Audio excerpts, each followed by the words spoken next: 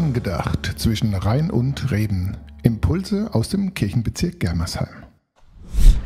Oh, wie schön ist Panama. Das kann ich jetzt wirklich voller Überzeugung sagen, nachdem wir da im Sommer waren, an diesem Sehnsuchtsort meiner Frau und wir nicht nur mit dem Panama-Hut zurückgekommen sind, sondern voll schöner Erinnerungen, Erfahrungen, besonderer Momente mit Walen und Delfinen unterwegs, unter Wasser, Meeresschildkröten schwimmen und essen gesehen haben. Und dann haben wir auch noch tolle, wirklich besondere Leute kennengelernt in Panama, in Costa Rica nebendran. Also diese Reise, die hat sich für uns, für unsere Familie so richtig rentiert und gelohnt. Es hat sich für uns wahrlich gelohnt, uns auf den Weg zu machen.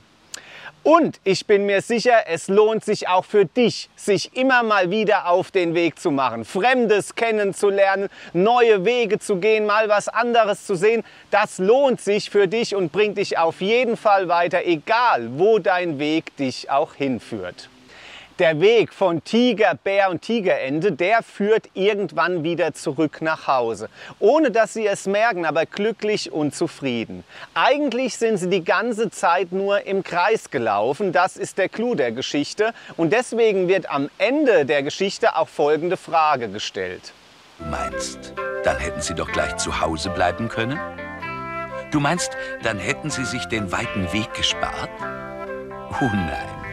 Denn sie hätten den Fuchs nicht getroffen und die Krähe nicht. Und sie hätten den Hasen und den Igel nicht getroffen. Und sie hätten nie erfahren, wie gemütlich so ein schönes, weiches Sofa aus Plüsch ist. Warum gehen wir manche Wege überhaupt? Wohin führt unser Lebensweg? Wen oder was lernen wir dabei kennen? Wer ist dabei immer an unserer Seite? Was ist das Ziel von allem?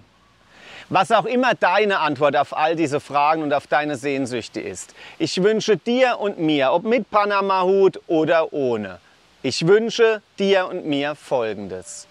Ich möchte, dass einer mit mir geht, das Leben kennt, der mich versteht, der mich zu allen Zeiten kann geleiten. Ich möchte, dass einer mit dir geht.